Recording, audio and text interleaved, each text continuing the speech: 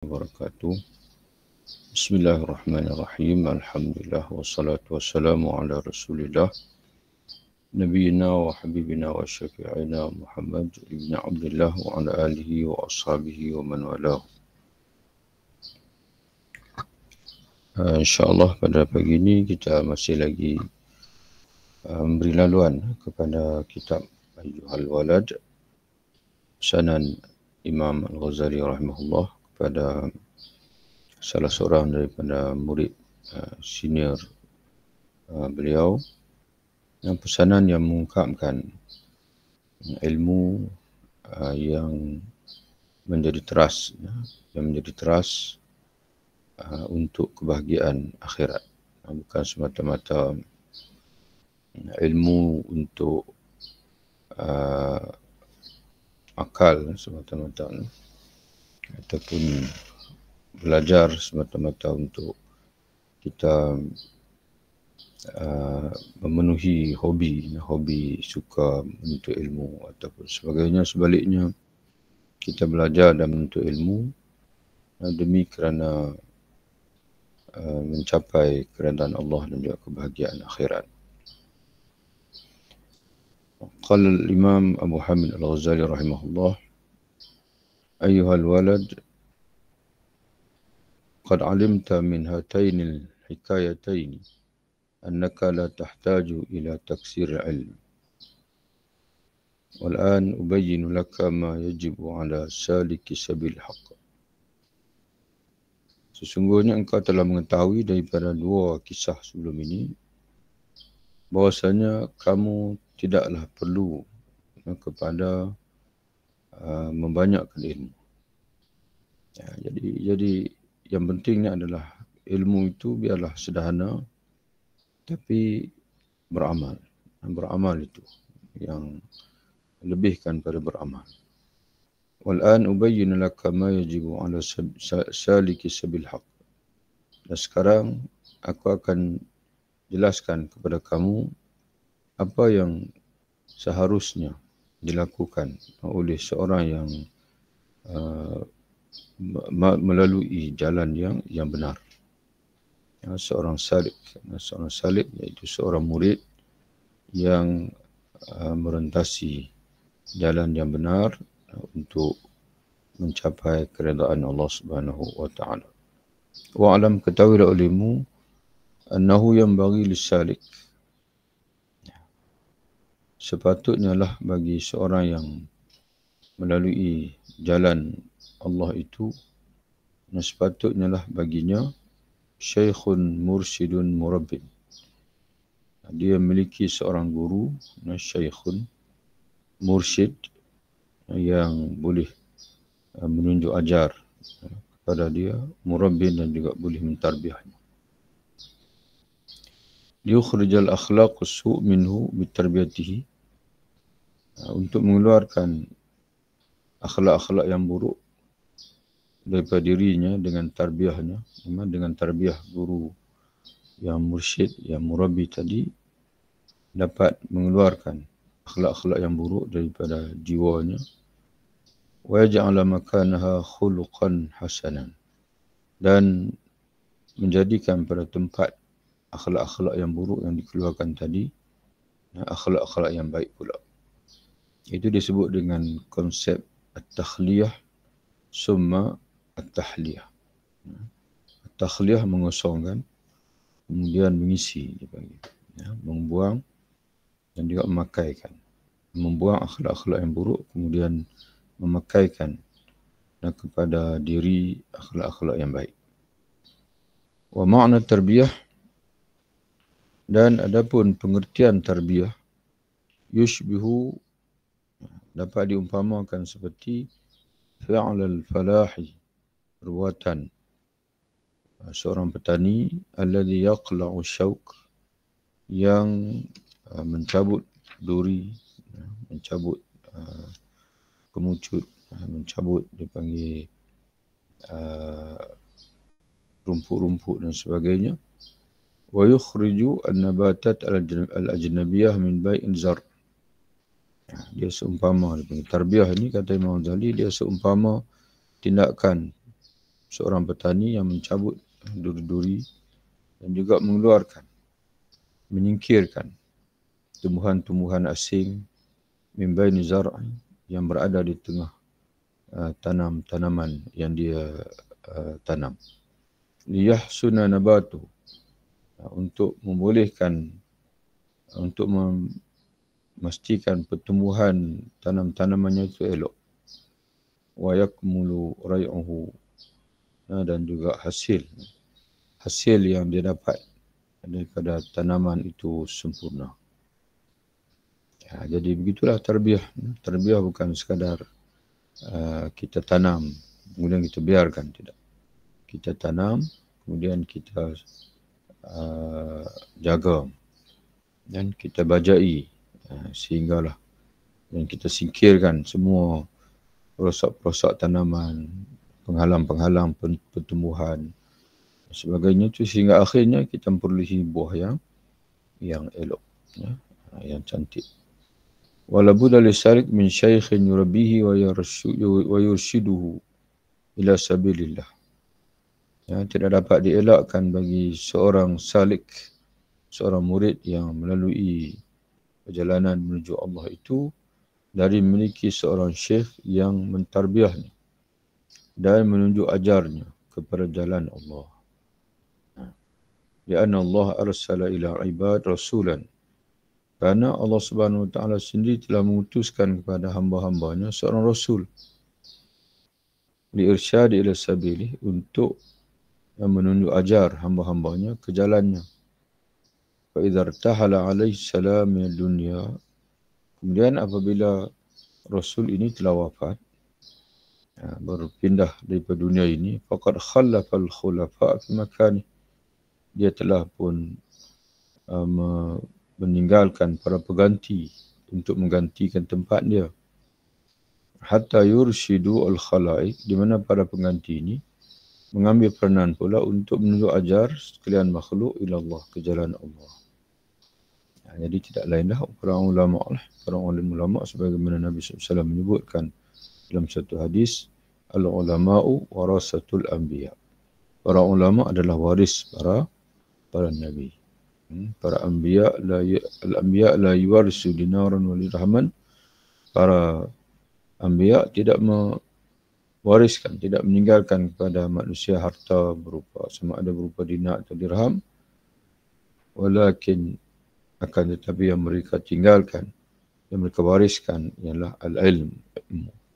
Man akhadahu akhadha bihadzin wafir. Barang siapa yang mengambil ilmu yang ditinggalkan, yang diwariskan oleh para anbiya ini, maka dia telah mengambil bahagian yang melimpah ruah. Kemudian dia ceritakan kepada kita pula syarat syekh, ciri-ciri seorang syekh. Jadi sama-samalah kita mencari guru yang dapat bimbing kita, insya-Allah. Wa syartu syekh alladhi yasluhu an yakuna naiban rasul. Dan syarat seorang guru yang yasluhu, yang layak untuk menjadi pengganti rasul ini, ayakuna aliman, hendaklah dia seorang yang alim. Ayakuna aliman, seorang alim. La anna kulla alim yasluhu, mana salah satu syarat saja. Bukanlah semua alim sesuai untuk menjadi murabbi. Tidak semua alim, tapi syarat mesti alim. Syarat mesti alim. Tapi semata alim saja tidak memadai, tidak mencukupi. Dia mesti seorang yang baik kepribadiannya, yang beramal, yang wara dan sebagainya lagi. Wa inni ubayyin laka ba'da alamati ala sabil ijmal. Dan sungguhnya aku akan jelaskan kepada kamu sebahagian daripada tanda-tanda syekh, guru yang mursyid, yang murabbi ini, ala sabil ijmal, secara umum. Hatta la yadda'i kullu ahadin annahu mursyid. Agar dengan kamu mengenali syekh ini, guru yang sebenar ini, maka tidak semua orang boleh mendakwa bahawasanya dia mursyid. Kamu jangan tertipu lah dengan setiap orang. Semua orang mendakwa ada mursyid, tapi guru mursyid yang sebenarnya itu yang ada ciri-ciri yang akan disebut oleh Imam Ghazali nanti. Fanaqul, maka kita berkata, huwa ia, yakni guru yang mursyid, yang murabi itu, man yu'ridu an hubbid dunia, yang berpaling daripada menyintai dunia, wa hubbul jah, dan juga menyintai pangkat kedudukan. Itu yang pertama disebut. Guru yang mursyid ini, dia tidak ada sifat cintakan dunia dan juga cintakan jawatan ataupun kedudukan. Wa qad kana tabi'a li syakhsin yasiru basirin li syakhsin basirin. Qad tabi'a li syakhsin basirin yatasallalu mutaba'atuhu ila sayyidil mursalin. Dan dia pernah berguru, taba'a. Dia pernah mengikuti seorang guru yang basir. Yang basir iaitu yang terang mata hatinya. Syakhsin basirin. Seorang yang basir. Basir ni adalah yang panggil mata hati. Yang mana hidup dengan pancaran nur Allah pada hatinya. Yang berantaian sehingga kepada Sayyidul Mursalin Rasulullah SAW. Itu. Wa kana muhsinan riyadatan nafsi. Dan dia seorang yang telah berjaya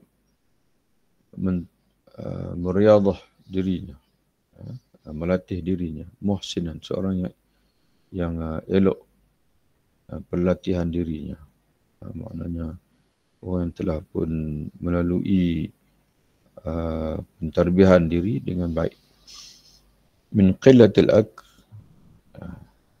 dari sedikitnya makan, wal qaul wal naum, sedikitnya bercakap, tidur. Wa kasratus salati, dan sebaliknya dia banyak semayang. Wa sadaqati wa saum, bersedekah dan juga berpuasa. Yang mana orang telah mentarbiah dirinya dengan tidak banyak bercakap, tidak banyak makan, tidak banyak tidur, sebaliknya yang banyaknya adalah semayang, sedekah, puasa. Wa kana bi muta'ati Syekh Al-Basir, di mana seorang yang mulazamah dengan seorang syekh yang memiliki hati yang terang, yang bersih hatinya, ja'ilan li mahasinil akhlaq lahu siratan, maka dia telah mengambil seorang yang memiliki, maka dia telah menjadikan keelokan akhlak itu sebagai sirah. Maknanya dia boleh belajar lah. Jadi kalau kita berguru dengan orang yang pernah berguru dengan seseorang yang ditarbiyah, yang berentaian sesugalunya sehingga ke Nabi SAW, maka kita dapat belajar daripadanya sirah kehidupan dia. Seperti sabar, dapat belajar sabar daripada dia, bersyukur, dapat belajar syukur, makna syukur. Maknanya bukan kita belajar di teori saja, tapi kita telah belajar secara praktikal. Daripada seorang yang bukan mengajar teori saja pada kita, tapi juga kehidupan dia sendiri itu, penampilan dia, memberi contoh kepada kita tentang kesabaran, syukur, wa tawakkul, tawakal, wal yaqin, yakinan, as-sakhawah, pemurah. Kita sentiasa melihat dia berderma, bersedekah dan sebagainya. Wal qana'ah, yang reda dengan apa yang diberi Allah. Wa tama'natun nafsi, yang teguh jiwanya, teguh, tidak ada kesangsian. Wal hilmi, sentiasa sabar. Wa tawadhu', merendah diri. Al ilm, berilmu. As-sidq, benar. Al haya, malu, terutama si malu dengan Allah SWT. Wal wafa'i, memenuhi janji. Wal waqar, tenang. Wasukun, okey. Wal waqar wasukun wa ta'anni, ini semua hampir sama makna dia. Tenang, tenteram, tidak gopoh-gapoh. at-ta'ni. At-ta'ni min Allah wal ajalatu minasyaitan. Tenang itu daripada Allah. Wal ajalatu minasyaitan, tergesa-gesa itu daripada syaitan. Wa amsalihah, dan juga sifat-sifat yang lain yang menjadi sirah. Yang bukan saja menjadi teori ilmu tapi juga menjadi sirah. Yang menjadi dipanggil kehidupan. Bahwa idza nurun min anwarun nabi, maka guru yang mursyid ini merupakan cahaya daripada cahaya-cahaya Nabi SAW. Yaslu ittida'u bihi, yang mana sesuailah untuk mengikutinya. Ya, maka sesuai dia tu. Sebab dia itu merupakan cahaya daripada cahaya-cahaya Nabi SAW. Maka sangat baiklah kalau kita ikut dia. Mana bermakna kita mengikuti cahaya. Lakinna, tapi Imam Ghazali sendiri dia sebut dekat kita wujudah mithlihi nadirun. Kewujudan guru mursyid seperti ini satu yang jarang. Dan nadirun. A'azzu, lebih dipanggil lebih sukar untuk didapati daripada al-kibrit al-ahmar. Ya, dalam kalau ungkapan orang dulu ni, al-kibrit al-ahmar ni adalah satu bahan yang mana dapat menukar logam biasa menjadi emas. Itu dia al-kibrit al-ahmar. Jadi orang dulu dia cuba untuk mencari satu bahan kimia yang mana dapat menukar logam biasa, besi ke tembaga ke, menjadi emas. Jadi dia kata kalau memang sukar nak dapat bahan itu, lebih sukar lagi nak dapatkan guru yang mursyid. Jadi sebab tu kita kena tidak boleh berpada dengan seorang guru lah. Maknanya kita himpunkan ramai-ramai guru kita ni. Kita belajar guru itu, guru ini. Mudah-mudahan kita dapat belajar daripada setiap guru itu sifat-sifat yang baik. Yang mungkin sebahagian sifat tidak ada pada seorang guru, ada pada guru yang lain. Jadi begitulah di samping kita berdoa pada Allah. Banyak bersalawat kepada Nabi SAW. Kerana salawat ini menghadirkan keberkatan dalam diri kita, dalam hidup kita. Nabi SAW pada hayat dia lagi, di mana tempat dia berada, maka tempat itu akan jadi baik, akan jadi subur. Jadi bagaimana kita nak menghadirkan Rasulullah dalam diri kita, iaitu dengan kita banyak membaca hadis-hadis Nabi, membaca Al-Quran itu sendiri. Karena itulah ilmu kenabian, dan itu juga kita banyak bersalawat. Wa man sa'adathu sa'adatu fayajidu syaikhan kama dzakarna wa qabilu syaikh fayanbaghi an yahtarimahu zahiran batin. Barang siapa yang dianugerahkan Allah dengan keuntungan, kebahagiaan di mana dia dapat menemui seorang guru yang mursyid sebagaimana kita sebut tadi. Wa qabilahu asy-syaikh, dan guru itu pula sudi menerima dia, maka selayaknya lah untuk dia muliakan guru itu dari segi zahir dan batin. Kalau dah dapat guru yang mursyid ini, muliakanlah, jangan sia-siakan. Dan memuliakan guru yang mursyid ini, kata Imam Ghazali, merangkumi zahiran wa batinan, zahir dan juga batin. Dia akan cerita kepada kita selepas ini macam mana memuliakan guru dari segi zahir dan bagaimana pula memuliakan guru dari segi batin. Wa amma ihtiramu zahir, adapun memuliakan guru dari segi zahir, bahwa alla yujadilahu, iaitu jangan bertengkar dengan dia, jangan berdebat dengan dia.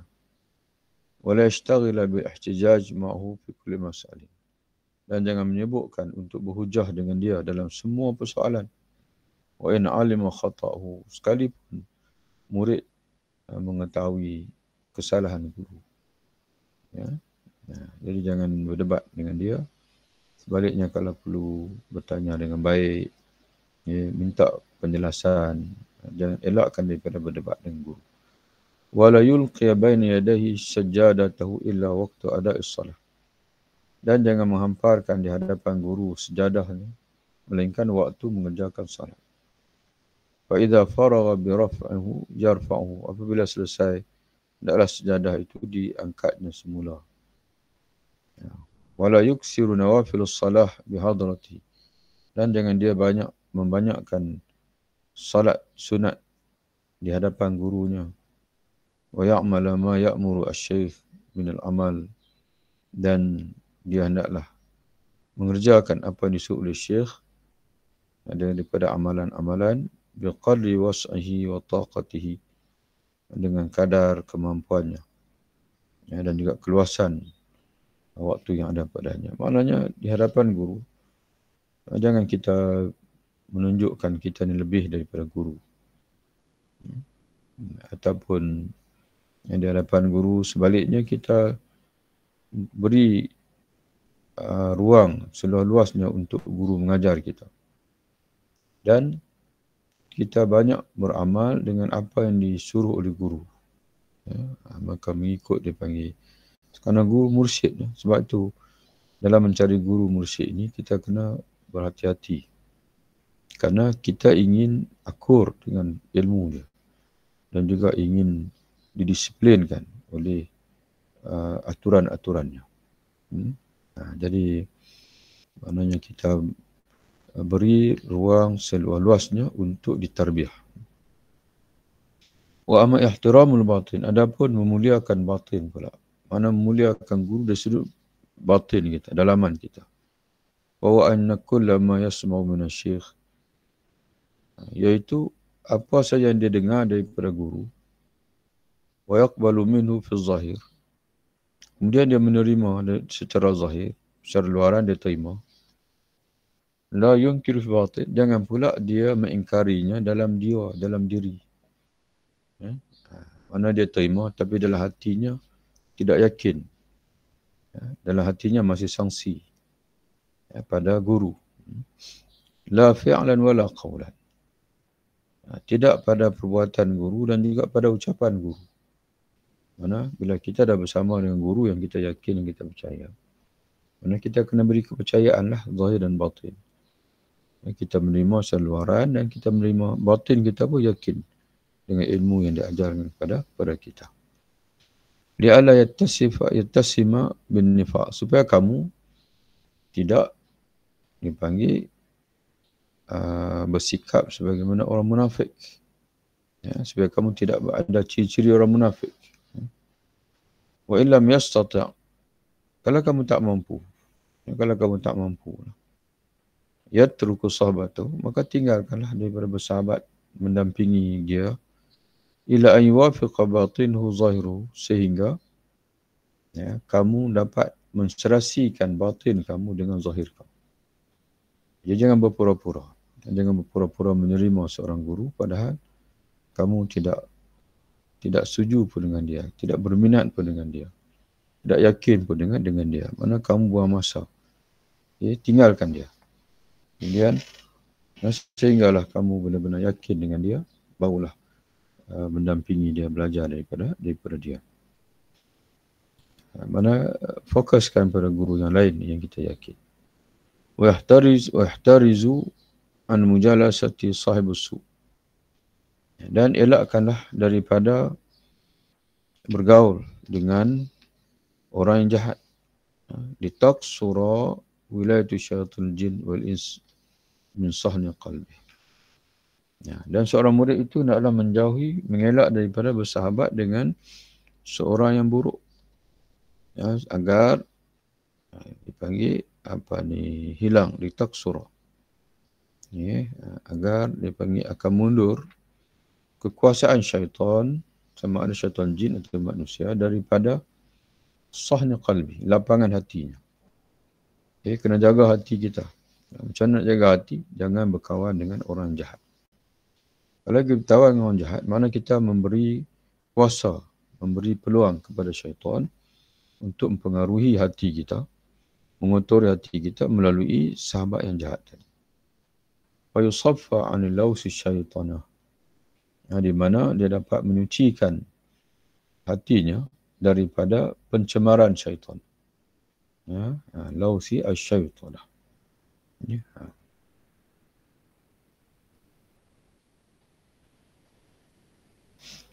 Kemudian dalam nota kaki di bawah tu ada pentahqiq. Dibawa pada kita kalam Asy-Syaikh Junaid Al-Baghdadi. Ini seorang tokoh ulama sufi yang masyhur lah. Al-Syeikh Ash-Shibli An-Nu'mani. Kata Imam Junaid Al-Baghdadi kepada Syekh Ash-Shibli An-Nu'mani.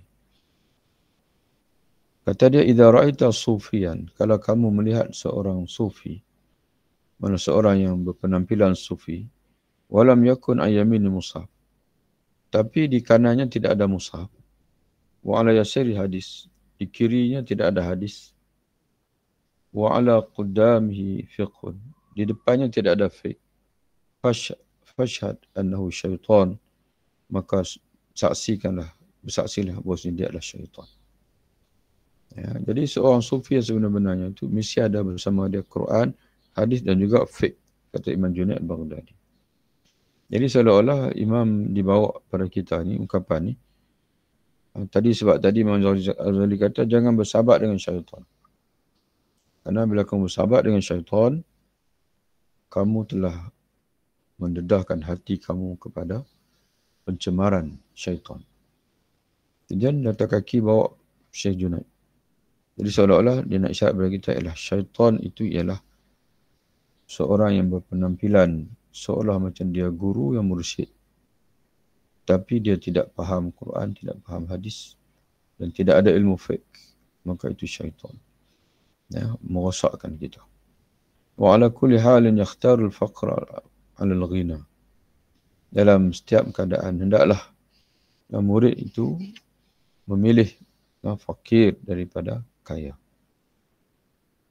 Ataupun merujuk pada guru mursyid. Seorang guru mursyid itu dalam semua keadaan dia memilih kefakiran daripada kekayaan. Mana dia hidup zuhud. Dia milih untuk hidup zuhud, hidup sederhana. Sema'lam, kemudian ketahui olehmu, kata Imam Ghazali, anna tasawwufa lahu huslatan, bahawa tasawuf itu ada dua ciri besar. Ini ada dua sifat utama. Al-istiqamah itu. Yang pertama istiqamah. Istiqamah itu yang pertama. Yang kedua wasukun al-khalq. Menjauhi makhluk. Menjauhi daripada makhluk. Wasukun minal khalq. Sebaliknya, dia banyak bersama dengan Allah Subhanahu Wa Taala. Faman istaqama wa ahsana khuluqu bin nas. Maka siapa yang istiqamah dan juga memperelokkan akhlaknya dengan manusia, wa amalahum bil hilmi, berinteraksi mereka dengan kesabaran, bukan dengan kemarahan, kegopohan dan sebagainya, fa huwa sufiyun, maka dialah sufi. Seorang sufi itu ialah seorang istiqamah yang beribadat kepada Allah, mentaati Allah, dan baik akhlaknya dengan makhluk dan sentiasa bersabar dengan kerana makhluk. Itulah sufi. Wal istiqamah itu, dan makna istiqamah. Apa makna istiqamah? Kata Imam Ghazali, an yufdiya hazza nafsihi li nafsihi. Iaitu ia mengorbankan keinginan nafsunya demi untuk memperbaiki jiwanya. Itu dia panggil istiqamah. Mana seorang yang istiqamah beribadah kepada Allah, meninggalkan habuan nafsunya demi untuk dia menyucikan jiwanya. Wa husnul khuluq bin nas, dan makna baik akhlak dengan manusia pula ialah, sebab tadi sebut sufi ada 3 sifat. Yang pertama istiqamah, yang kedua elok akhlaknya dengan orang lain, dengan manusia lain, yang ketiganya ialah bergaul dengan orang lain dengan sabar, dengan kesabaran. Jadi istiqamah dah jelaskan. Husnul khuluq pula ialah alla tahmilan nas, iaitu kamu tidak membawa manusia untuk mengikuti kehendak dirimu. Bal sebaliknya, tahmil nafsa, kamu bawa dirimu untuk mengikuti kehendak manusia lain selama tidak menyalahi syarak. Maknanya apa? Maknanya kita tidak nak kita dilayan, sebaliknya kita melayani orang lain. Maknanya kita tidak nak orang berkorban untuk kita, sebaliknya kita yang berkorban untuk orang lain. Maknanya kita cuba memenuhi keinginan, keperluan orang lain, ma lam yukhalifu syara, selama tidak menyalahi syarak. Suma innaka sa'altani an ubudiyah wa ya salasatu asya. Kemudian kamu, hai muridku, murid tadilah, murid mana dia menulis, Imam Ghazali menulis ayuha walad ni untuk murid dia yang bertanya. Kemudian kamu bertanya kepadaku pula tentang ubudiyah. Apa makna ubudiyah? Kehambaan. Ataupun ibadat itu. Ataupun rasa ibadat itu apa dia? Kamu tanya kepadaku. Wa ya salasatu asya. Maka jawapannya ialah 3. Ya, 3. Ya. Rasa kehambaan itu, ataupun kita meletakkan diri kita itu sebagai hamba itu, terangkum dalamnya 3 pengertian. Yang pertama, muhafazatu amri syar'i. Menjaga perintah syarak. Itu yang pertama. Yang kedua, ar-ridha bil qada'i wal qadar wa qismatillah. Ridha, menerima dengan qada' dan qadar Allah. Ketetapan, ketentuan Allah. Dan juga qismatillahi, apa yang diagihkan Allah kepada kita. Apa yang kita dapat, yang ditentukan Allah, kita redha, kita terima. Yang ketiga, tarku ridha nafsika fi talbi ridha Allah. Meninggalkan redha dirimu demi untuk mencari redha Allah. Yang mana sentiasa melihat keredaan Allah Ta'ala itu yang penting. Bukan keinginan diri kita. Wa sa'altani 'an tawakkul, dan kamu juga bertanya kepadaku tentang tawakal. Apa makna tawakal? Wa tahkima i'tiqadaka billahi fima wa'ada. Tawakal iaitu kamu mengukuhkan, antastahkima, mengukuhkan keyakinan kamu kepada Allah fima wa'ada, terhadap janji-janjinya. Mana kamu yakin sungguh-sungguh pada janji Allah. Yakni dengan pengertian ta'taqida anna ma qaddara laka, kamu meyakini bahasanya apa yang telah tentukan Allah untuk kamu, sayasu ilaika, akan sampai kepada kamu, la mahalata. Okey, la mahalata, tak dapat tidak, pasti akan sampai kepada kamu bila Allah Ta'ala telah mentakdirkan untuk kamu.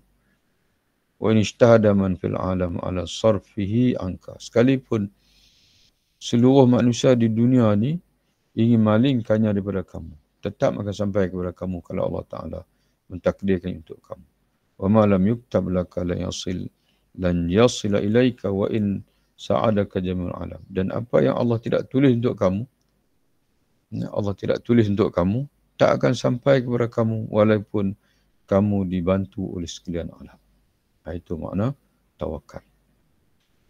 Wa sa'altani 'anil ikhlas, dan kamu bertanya pula kepadaku tentang ikhlas.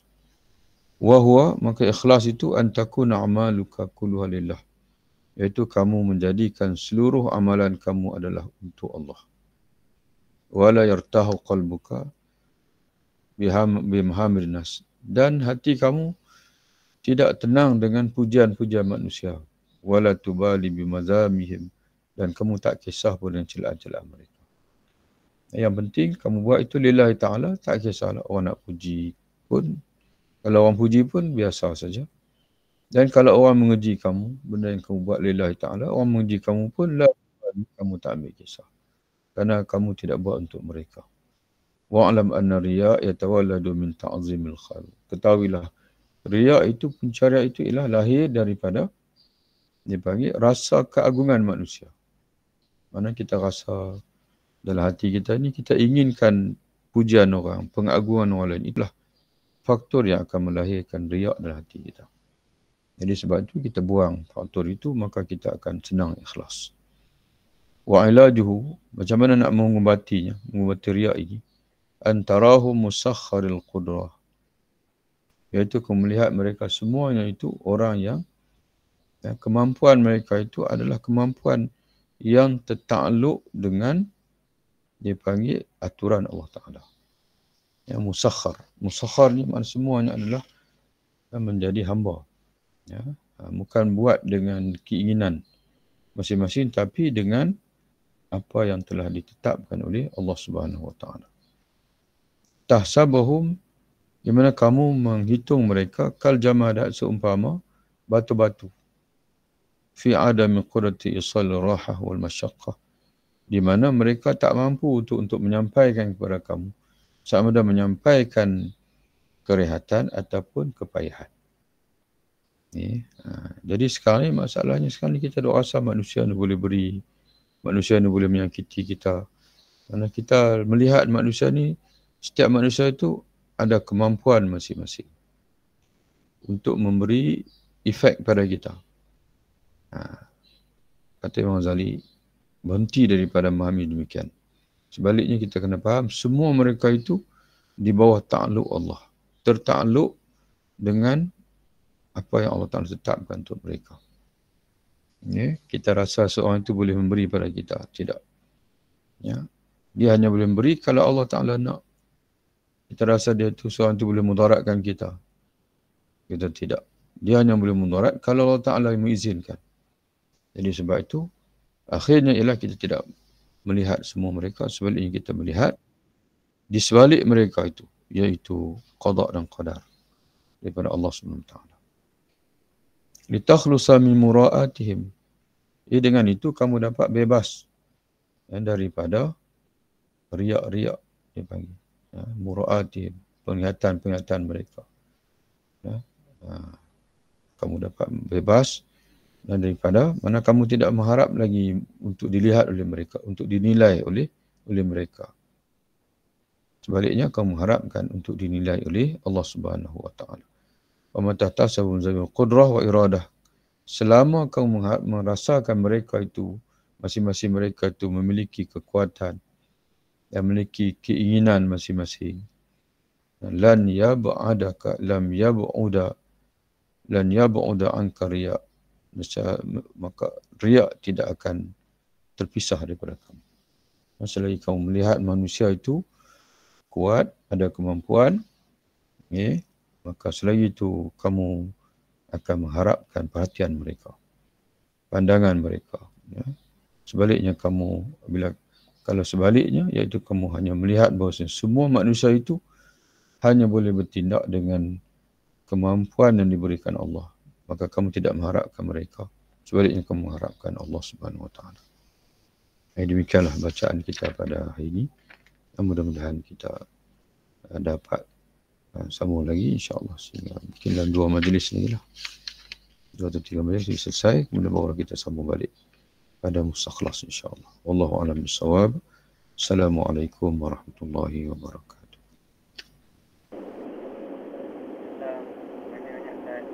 Sama-sama insya-Allah. Jumpa lagi insya-Allah.